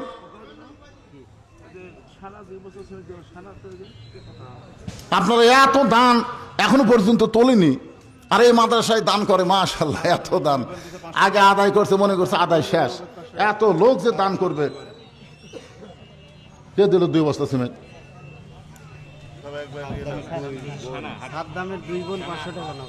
সাদ্দামের 2 বোন 500 টাকা দান করছে। আল্লাহ দানকে কবুল করেন, আল্লাহুম্মা আমিন। আপনি খালি সমানে লেখেন তো ভাইজান, আপনারা কিরকম মনে করতেছেন যে আমরা দান করার পরে বক্তার নাম না বললে দান কবুল হবে না, এরকম কি মনে হয়? বরং প্রকাশ্যে দান করার চাইতে গোপন দান করা আল্লাহর কাছে অনেক প্রিয়। জোরে কোন ঠিক কিনা? বাংলাদেশে যত বেশি বড় বড় জিনিস হয়েছে এই দানগুলো কিন্তু প্রকাশ্যে হয়নি। এই যে মাদ্রাসায় যারা জায়গা দিছে, মাদ্রাসায় যারা তৈরি করেছে, তারা হয়তো মানুষকে জানায়নি, শুধু আল্লাহ জানে। আপনারা জানবেন যে যত বড় বড় দান এগুলো সব গোপন দান। সুবহানাল্লাহ বলেন। আর এই চুঁচড়া ফুটিয়ে এগুলো সব প্রকাশ্যে আদায় হয়। বড় বড় দান, সবচাইতে বড় দানকারীর নাম হলো ওসমান গনি। সুবহানাল্লাহ বলেন। আপনি জানেন একদিন আল্লাহ রাসূল বলেছেন, ওসমান, ওসমান এদিকে আসো, আল্লাহ তোমাকে এত সম্পদ দান করেছে, সেই সম্পদ কতটুকু হতে পারে তুমি কি তার হিসাব জানো? ওসমান গনি বলতেছি, ইয়া রাসূলুল্লাহ, আল্লাহ আমাকে এত সম্পদ দিছে, আমি তার পরিপূর্ণ হিসাব দিবার না পারলেও একটা হিসাব আমার কাছে আছে। তো আল্লাহ রাসূল, ওসমান কোন হিসাব তোমার কাছে আছে? বলে হিসাবটা হলো আল্লাহ আমাকে যত সম্পদ দিছে এই সম্পদগুলো গুদামে রাখার পরে গুদামের তালা দিয়ে যে চাবিগুলো হয়, এই চাবি টানতে একটা উট হিমশিম খায়। মানে গুদামত তালা দেওয়ার পরে যে চাবি হয়, এই চাবি টানতে একটা উট কি করে? হিমশিম খেয়ে যায়। তা আল্লাহ রাসূল বলে, ওসমান, আল্লাহ যদি তোমার এই সমস্ত সম্পদ ফেরত চায় তুমি কি দিবা? আল্লাহ যে তোমাকে সম্পদ দিছে, এই সম্পদ যদি আল্লাহ ফেরত চায় তুমি কি দিবা? ওসমান গনি মারছে, দৌড় মারছে। তো উমর ফারুক বলতেছি, ইয়া রাসূলুল্লাহ, আপনি এই কথা বলার পরে ওসমান এত জোরে দৌড় মারলো কারণ কি? আল্লাহ রাসূল বললেন দেখা যাক। কিছুক্ষণ পরে ওসমান যে উট চাবি টানে, ওই উটের রশি ধরে আল্লাহ নবীর কাছে এনে বলতেছি, ইয়া রাসূলুল্লাহ, শুধু গুদাম না, গুদামের ভিতরে মাল না, গুদামের যে তালা দিয়েছি তালা না, এই চাবি সহ উটটা আমি আল্লাহ রাস্তায় দিয়ে দিলাম। তাহলে কি দিল? মানে যা ছিল। তো রাসূল বললেন, ওসমান, সবই যখন আল্লাহকে দিয়ে দিলা, তোমার জন্য রাখলা কি? ওসমান বলতেছে, আল্লাহ এবং রাসূল আমার জন্য থাকলেই যথেষ্ট। নবী আসমানের দিকে তাকাই বলেন, আল্লাহ, এই ওসমানকে তুমি কি দিবা? আল্লাহ বলতেছে, এইরকম দানকে আমি আল্লাহ খুশি হয়ে দান করাই লাগলো না, খালি নিয়ত করার সাথে সাথে আমি আমার গানি ডিগ্রি ওসমানকে দিয়ে দিলাম। ধরে কারণ সুবহানাল্লাহ। রাসূল বললেন, আল্লাহ গানিয়ুন ওয়া আনতুমুল ফুকারা ইল্লা ওসমানও গানিয়ুন। জোরে কারণ সুবহানাল্লাহ। এই জন্য ভাইজান, যারাই দান করতেছেন কখনোই মনে করবেন না বক্তা আমার নাম বলে নাই, আমার দান বুঝে আল্লাহর দরবারে কবুল হয় নাই, একথা মনে করবেন না। বরং আপনি দান করার সঙ্গে সঙ্গে আল্লাহর জান্নাতের খাতায় আপনার নাম লেখা পড়েছে। কারণ আস-সাকিউ হাবিবুল্লাহ, রাসূল বলেছেন, দানকারী আল্লাহর দোস্ত, ওয়ালাউ কানা ফাসিকান, যদিও সে ফাসিক হয় তারপরে আল্লাহর দোস্ত। কারণ দানকারীর কলিজায় আখিরাতের প্রতি বিশ্বাস বাড়ে যায়। দানকারীর কলিজায় আল্লাহ আখিরাতের প্রতি বিশ্বাস বাড়ায় দেয়। আপনারা বলেন তো, যারা এখানে দান করলেন এরা কি দুনিয়াতে পাচ্ছে? মন খালি বারবার বলবে, তুই যে পকেট থেকে টাকা দিলি, টাকাটা তোর কমে গেল রে, এরা মন বলবে। কিন্তু মন যতই বলুক ভাইজান, আল্লাহ বলেছেন, ইউফা ইলাইকুম, তুমি মনে করো না যে আমি আল্লাহ ফকির, তুমি যেটা আমাকে দিলা আমি দুনিয়াতেই তোমাকে 10 গুণ ফিরাই দিব, আর আখিরাতে আমি আল্লাহ তোমাকে জান্নাত দিয়ে দিব। জোরে কোন সুবহানাল্লাহ। এই জন্য আপনারা মনে করেন না যে নাম বলা লাগবে। আমি যে কথাটা বলতেছি, পুরুষ মানুষ ইচ্ছা করলে সব মাহফিলে যাওয়ার পারবেন, কিন্তু মহিলারা কিন্তু সবাই যাওয়ার পারবে না। আমার সে মায়েরা বসে আছেন পর্দার অন্তরালে, সেই মায়েদের জন্য বলতেছে, মা, সঙ্গে সঙ্গে ফাতেমার কাছে ওড়না ছিল, ওই ওড়নাটা মাথার উপর দিয়ে বললেন, বাবা, এই মুহূর্ত থেকে আমি ফাতেমা পর্দার মধ্যে ঢুকে গেলাম। যেই বলেছে আমি পর্দার মধ্যে ঢুকে গেলাম, সঙ্গে সঙ্গে নবী বললেন আমিন। ফাতেমা বললেন আমি পর্দার মধ্যে ঢুকে গেলাম। নবী কি বললেন? আমিন। এই বলে নবী বাইরে গিয়ে বললেন, আল্লাহ, আমার মেয়েটাকে তুমি পর্দার মধ্যে কবুল করে নাও। কারণ বাবাকে সাক্ষী রেখে যে মাথায় ওড়না টেনে দিয়ে বলতেছে আমি পর্দার মধ্যে ঢুকে গেলাম, আল্লাহ ফাতেমার পর্দাকে কবুল করে নাও। নবীর দোয়া আল্লাহ এমন কবুল করলো, একদিন আল্লাহ তাআলা নবীকে ডাক দিল, হাবিব গ, আপনার ফাতেমার খবর আপনি জানেন? আপনার ফাতেমার খবর জানেন? তো রাসূল বলতেছে, ফাতেমা আমার মেয়ে, আমি খবর জানি না মানে? তা আল্লাহ বলেন, আপনি কি খবর জানেন? ফাতেমা আপনার মেয়ে, আপনি কি খবর জানেন? আমার মেয়ে খুব কষ্টে আছে, আমার মেয়ে সকালে খায় বিকালে পায় না, এমন একটা গরিবের সঙ্গে আমার মেয়ের বিয়ে হচ্ছে, আপনি ঘটকালি করে দিয়েছেন আল্লাহ। এ আলী ছাড়ার পাত্র পাননি, এর বাড়িতে খাওয়ার কিছু থাকে না, আমার মেয়েটা খুব কষ্ট আছে। আল্লাহ ডাক দিল, হাবিব আপনি শুনলে খুশি হবেন, আমি আল্লাহ ফাতেমার পর্দাকে কবুল করে ফাতেমাকে সাইয়্যিদাতুন নিসাই আহলেল জান্নাহ, জান্নাতি নারীদের নেত্রী ঘোষণা করে দিলাম। ধরে কোন সুবহানাল্লাহ। আল্লাহ নবী দৌড়ে এসে ফাতেমাকে বললেন, ফাতেমা, ফাতেমা, আল্লাহ তোমার পর্দাকে কবুল করে তোমাকে জান্নাতি নারীদের নেত্রী ঘোষণা করেছে। ও ফাতেমা, তুমি জান্নাতি নারীদের নেত্রী হয়ে যাবে, তুমি জান্নাতি নারীদের নেত্রী হয়ে যাবে। আমার মায়েদের বলতেছে, মা যতই আমল করেন, 1 নম্বর গুরুত্বপূর্ণ আমলের নাম হলো পর্দা। এমন পর্দা ফাতেমা আল্লাহর কাছে করেছে, সবসময় দোয়া করতো, আল্লাহ খালি দুনিয়াতে পর্দা না, আল্লাহ এই পর্দাটা তুমি কবুল করো, পর্দার মধ্যে আমার মৃত্যু দিও, পর্দার মধ্যে আমার কবর যেন হয়, আমার কবরের খবর যেন দুনিয়ার কোনো মানুষ না পায়, আমার কবরটাও যেন আল্লাহ তুমি পর্দা করে দিয়ে দাও। জোরে খান সুবহানাল্লাহ। এমন দোয়া করছে বুঝলেন। গভীর রাত্রে তাকে দাফন করা হয়েছে, গভীর রাত্রে দাফন করার পরে হযরত আলী আল্লাহর কাছে বলতেছে, আল্লাহ আমি স্বামী হিসেবে দুনিয়াতে ফাতেমারে খুশি করতে পারিনি, ফাতেমারে আমি কিছুই দিবার পারিনি, আল্লাহ ফাতেমা আমার সংসার আসার পর থেকে এত কষ্টের মধ্যে ছিল, আজকে গভীর রাত্রে ফাতেমাকে দাফন করার পরে আমি তোমার দরবারে কাঁদতেছি, আল্লাহ ফাতেমার পর্দাকে তুমি কবুল করো। জোরে কোন সুবহানাল্লাহ। কি দোয়া করবে? ফাতেমার নামাজ কবুল করো, ফাতেমার রোজা কবুল করো, এগুলো বলেনি, বলেছে ফাতেমার পর্দাকে তুমি কবুল করো। মায়েরা শোনেন, যত ইবাদত করেন, নামাজ পড়েন, হজ করেন, যাকাত দেন, আপনি রোজা রাখেন, কিন্তু পর্দা যদি ঠিক মতো না করেন, একটা ইবাদত আল্লাহর দরবারে কবুল হবে? কথা কয় না, কবুল হবে? পর্দা না থাকলে কোনো ইবাদত মায়েদের কবুল হবে না। স্বামী দোয়া করতেছে, আমার বিবির পর্দাকে কবুল করো। এই দোয়া করার সঙ্গে সঙ্গে তাকায় দেখে, সঙ্গে সঙ্গে তাকায় দেখে কয়েকটা পুরাতন কবর দেখা যায়। এইমাত্র ফাতেমার কবর দিছে, সেই নতুন কবর আর নাই, এখনই কবর দেওয়া হলো, সেই নতুন কবর কোথায় গেল? গোটা জান্নাতুল বাকির মধ্যে ফাতেমা দৌড়ায়, আলী দৌড়ায় আর কান্দার বলে, ফাতেমার কবর, ফাতেমার কবর। কে যেন ডাকতে বলে, আলী, আমি আল্লাহ তাআলা ফাতেমার পর্দাকে কবুল করার কারণে তার কবরটাকেও পর্দার মধ্যে কবুল করেছি। আমি আল্লাহ খুশি হইয়া তাকে জোহরা ডিগ্রি দান করেছি। জহুরা ডিগ্রি দান করেছে। জহুরা, জহুরা কি? আমার মায়েদের জন্য ওয়াজটা করতে চাইছিলাম, কিন্তু আসলে সব ভেস্তে গেল। আল্লাহর বান্দারা, এখন 12:30 বাজতেছে। আপনারা যারা পরহেজগার মোত্তাকি মানুষ, তারা সবসময় খেয়াল করে যে তারিখের মধ্যে ওয়াজ শুনবো, যেই তারিখে বিজ্ঞাপন ছাপাচ্ছে এই তারিখের মধ্যে হুজুর ওয়াজ শেষ করে মোনাজাত করবে। খালি ওয়াজ শুনলে হবে না, ফজরের নামাজ হামাকরক জামাতের সঙ্গে আদায় করা লাগবে। জোরে কোন কথা ঠিক কিনা? এদিকে কিন্তু এখন জনগণ খুবই সজাগ। একটা কথাই নাই, আগের দিন বাঘে খাচ্ছে, আগের দিন বাঘে খাচ্ছে। এখন অনেকে চিন্তা করতেছে যে আমরা বড় দল, আমরা এই সেই, এরকম চিন্তা করলে থাকলে হবে না তো। মানুষ এখন অনেক সজাগ হয়ে গেছে। জোরে কোন কথা ঠিক কিনা? আগে আমরা দেখছি এরকম আপনাদের গুরুদাসপুরের ওয়াজ মানে লাস্টে তবারক থাকে না, লাস্টে পোলা থাকে না, খিচড়ি থাকে না। আমি যতগুলো মাহফিল করছি শেষে তবারক আছে। মানুষকে ওয়াজ যেমন হয় হোক, লাস্টে তো তবারক আছে, অন্তত তবারকের টানে বসে থাকে।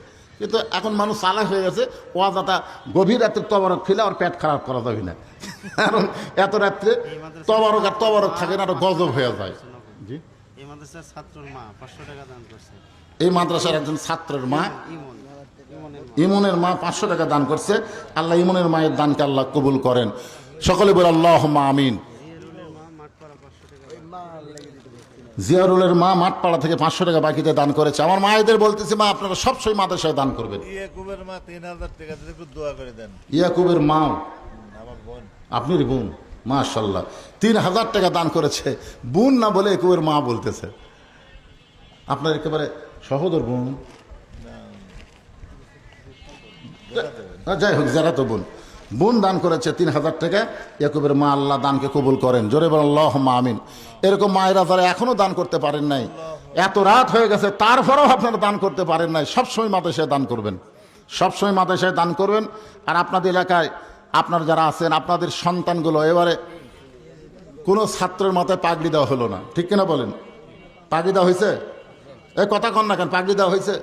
তবে হাফেজ সাহেবকে বলবো প্রতি বছর এখানে যেন পাগড়ি দেওয়া হয়, এরকম চেষ্টা করা লাগবে। খালি মাদ্রাসা চালালে হবে না, হাফেজ বার করা লাগবে। কি বার করা লাগবে? হাফেজ বার করা লাগবে। আগামীতে যেন এই মাদ্রাসা থেকে 30 পারা করে হাফেজ বের হয়, জোরে কারণ আল্লাহুম্মা আমিন, জোরে বলে আল্লাহুম্মা আমিন। সকলে ইস্তেগফার পড়েন, আস্তাগফিরুল্লাহ রব্বি মিন কুল্লি জামবি ওয়া তুবু ইলাইহি। বাইজিদ রাজশাহী মেডিকেলে আছে, 2000 টাকা দান করছে, দোয়া চাই। আচ্ছা, সবার জন্য দোয়া করো। বাইজিদ রাজশাহী মেডিকেলে আছে, অসুস্থ, 2000 টাকা দান করেছে, দোয়া চাই। যারা আশেপাশে এখনো আছেন ভাইজান, আপনার সবাই দোয়ায় সামিল হন, আসেন, দোয়া করা হবে, সবার জন্য দোয়া করা হবে, সবার জন্য আমরা দোয়া করব প্রাণ ভরে। সবাই ইস্তেগফার, আস্তাগফিরুল্লাহ রাব্বি মিন কুল্লি জামবি ওয়া তুবু ইলাইহি, লা হাওলা ওয়ালা কুওয়াতা ইল্লা বিল্লাহিল আলিয়্যিল আযীম। আল্লাহুম্মা সাল্লি আলা মুহাম্মাদ, আল্লাহুম্মা বারিক আলা মুহাম্মাদ। আপনাদের কিছু বলার আছে নাকি? কারো কিছু বলার আছে? কিছু হিসাব ফিসাব কি বলা লাগবে না এখন? ওলা হিসাব পরে। আচ্ছা, ঠিক আছে, আপনি সভাপতি সাহেব কিছু বলবেন? দোয়া করে দিচ্ছি, বসেন, এই যারা দাঁড়িয়ে আছেন বসেন, সবাই আসেন, দোয়ায় শামিল হন। আল্লাহুম্মা আমিন, আল্লাহুম্মা আনতাস সালাম ওয়া মিনকাস সালাম, তাবারাকতা ইয়া যাল জালালি ওয়াল ইকরাম। মাবুদ, কঠিন গরমের ভিতরে আমার গায়ে ফ্যানের বাতাস আসতেছে, তাও আমার কপাল ঘামতেছে। আরামের বাড়ি, আরামের ঘুমকে বাদ দিয়া, ফ্যানের বাতাসকে বাদ দিয়া, দীর্ঘ রাত পর্যন্ত যারা জান্নাতের বাগানে বসে বসে কোরআন হাদিস আলোচনা শোনার শেষে আমি গুনাহগারের সঙ্গে রহমতের দরজায় ফকির হয়ে দোকানে হাত তুলেছি। আল্লাহ গো, মেহেরবানি করে আজকের মাহফিল আমাদের সকলের হেদায়েতের জন্যে, নাজাতের জন্যে, জান্নাতের জন্যে কবুল করো। এই মাহফিলের শুরু থেকে শেষ পর্যন্ত যত আলোচনা হয়েছে আল্লাহ, এর মধ্যে যদি ত্রুটি হয়, ভুল হয়, মাফ করে দিও। এর যা হাদিয়া মঞ্জুর করো, সোনার মদিনায় নবী পাকের রওজা মোবারকে আল্লাহ কবুল করে নাও। তামাম আম্বিয়ায়ে কেরাম, আসহাবে কেরাম, তাবিনী কেরাম, তাবা তাবিনী কেরাম, তামাম পৃথিবীর মাটির নিচে যত মুমিন মুমিনা শুয়ে আছে আল্লাহ, সকলের আরওয়াহ ফরে হাদিয়া কবুল করো। আল্লাহ, আমরা যারা হাত তুলেছি, আমাদের জনম দুঃখনী মা বাবা যাদের অন্ধকার কবরে চলে গেছে, সকলে আমার সঙ্গে পড়েন, রব্বির হামহুমা কামা রব্বায়ানি সগীরা। আল্লাহ, আমাদের বাপ মার কবরকে জান্নাতের টুকরা বানায় দাও। আল্লাহ, এই মাদ্রাসাকে কিয়ামত পর্যন্ত কবুল করে নাও। এই মাদ্রাসার জায়গা আমি দিয়া আজকে যারা অন্ধকার কবরে চলে গেছে আল্লাহ, মাদ্রাসার ওসিলায় তাদের কবরকে জান্নাতের টুকরা বানিয়ে দাও। এখন পর্যন্ত যারা মাদ্রাসাকে চালাইতেছে, কত কষ্ট করে মানুষের কাছ থেকে টাকা পয়সা চায়া চায়া, আল্লাহ, যারা কষ্ট করে এই মাদ্রাসা বর্তমান পর্যন্ত চালাইতেছে, তাদের সকলকে মাদ্রাসার ওসিলা করে জান্নাতি মানুষ কবুল করে নাও। আল্লাহ, মাদ্রাসার কমিটির সম্মানিত সভাপতিকে আল্লাহ তুমি কবুল করো, সহসভাপতি কবুল করো, সেক্রেটারি ক্যাশিয়ারকে কবুল করো, মাদ্রাসার সদস্যদের কবুল করো। মাদ্রাসার যারা দান করলো তাদের সকলের দানগুলোকে আল্লাহ তুমি কবুল করে নাও। আজকের মাহফিলের সম্মানিত সভাপতি অসুস্থ মানুষ, মসজিদের মধ্যে আমার সঙ্গে দেখা করে বলল, হুজুর আমি অসুস্থ হওয়ার পরেও আমাকে সভাপতি করেছে, আমি যাবার পারলাম না, মাদ্রাসার জন্য 20,000 টাকা নগদে দান করে দিলাম। আল্লাহ, তাকে পুরোপুরি সুস্থতা দান করো। আজকের মাহফিলের সহসভাপতি সহ যারা আজকের মাহফিলের সম্মানিত প্রধান অতিথি, আজকের মাহফিলের সম্মানিত প্রধান মেহমান, আজকের মাহফিলের বিশেষ অতিথিবৃন্দদের আল্লাহ তুমি কবুল করো। আল্লাহ, অত্র এলাকার প্রতি মাদ্রাসাকে ওসিলা করে রহমত বরকতের দরজা খুলে দাও। আমার মা বোনেরা পর্দার অন্তরালে বসে বসে শুধু ওয়াজ শুনে নাই, অনেক দানও করেছে আমার মায়েরা। আল্লাহ, আমার মা বোনদেরকে খাদিজাতুল কুবরার সঙ্গে জান্নাতি কবুল কর। আল্লাহ, ও দরদে আল্লাহ, আমি গুনাহগার বলে দোয়া ফিরিয়ে দিও না। আল্লাহ, আখিরে মোনাজাতে যারা সামিল হয়েছে, এতগুলো মানুষের মধ্যে যার 2 হাত তোমার পছন্দ হয়, এই 2টা হাতের ওসিলাই আজকের মাহফিলকে আল্লাহ তুমি কবুল করে নাও। আল্লাহ, আল্লাহ, মেহেরবানি করে গোটা বিশ্বের মুসলমানকে হেফাজত করো। গাজার মুসলমান, ফিলিস্তিনের মুসলমান বড় বিপদে আছে আল্লাহ। আল্লাহ, কত শিশু বাচ্চাদেরকে হত্যা করেছে অন্যায়ভাবে আল্লাহ। যারা হত্যা হয়েছে তাদেরকে শহীদ হিসেবে কবুল করো, আর যারা আহত অবস্থা আছে তাদেরকে আল্লাহ তুমি সুস্থ করে দাও। আমার বাংলাদেশের ফ্যাসিস চলতেছিল, কি একটা ফ্যাসিবাদী শাসন আমল আল্লাহ। আল্লাহ, 5ই আগস্ট আমরা আবার নতুন করে জীবন ফিরে পেলাম, এরকম একটা অবস্থা হয়ে গেল। কিন্তু এইটা করতে গিয়ে প্রায় 2000-এর বেশি ছাত্র জনতা জীবন দিয়েছে, 40,000-এর বেশি আহত হয়েছে, পঙ্গু হয়েছে।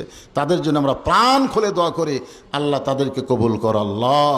আল্লাহ মেহেরবানি করে আগামীতে আমরা একই বাড়ির মধ্যে থাকি, কেউ আওয়ামী লীগ করতেছিলাম, কেউ বিএমপি, কেউ জামাত, কেউ জাতীয় পার্টি। কিন্তু যখন মসজিদে নামাজের আজান দেয় আমরা কিন্তু আর কোনো দল করতে পারি না, সব দল ভুলে গিয়ে পায়ের গোড়ালির সঙ্গে গোড়ালি মিলাইয়া আমরা কাঁধের সঙ্গে কাঁধ মিলাইয়া জামাতে নামাজ পড়ি। আল্লাহ, আমরা বাইরে যতই দল করি না আল্লাহ, কিন্তু মূলত আমরা মুসলমানে এক দল। আল্লাহ বলেছেন, ওয়ালা তামুতুন্না ইল্লা ওয়া আনতুম মুসলিমুন, মুসলমান না হয়ে তোমরা কেউ মৃত্যুবরণ করো না। আজকের মাহফিলের যতটুকু আলোচনা হয়েছে আল্লাহ, এই আলোচনাটা আমাদের সকলের জন্য কবুল করে আমাদের মৃত্যুটাকে তুমি মুসলমানের মধ্যে কবুল করে নাও আল্লাহ। কত মানুষের জানাজার নামাজ আমরা পড়েছি, এই 2 হাত দিয়ে কত কবরে আমরা মাটি দিয়েছি। একদিন আমরা সবাই মরে যাব। যেদিন আমাদের মৃত্যু হবে, দিনটা যেন জুমার দিন হয়, মাসটা যেন রমজান মাস হয়, ইমানের সাথে ইজ্জতের সাথে এই দুনিয়া থেকে বিদায় নেওয়ার সময় আমাদের জবানে তুমি জারি করে দিও, লা ইলাহা ইল্লাল্লাহু মুহাম্মাদুর রাসূলুল্লাহ সাল্লাল্লাহু আলাইহি সাল্লাম। আসসালামু আলাইকুম ওয়া রাহমাতুল্লাহি ওয়া বারাকাতুহু।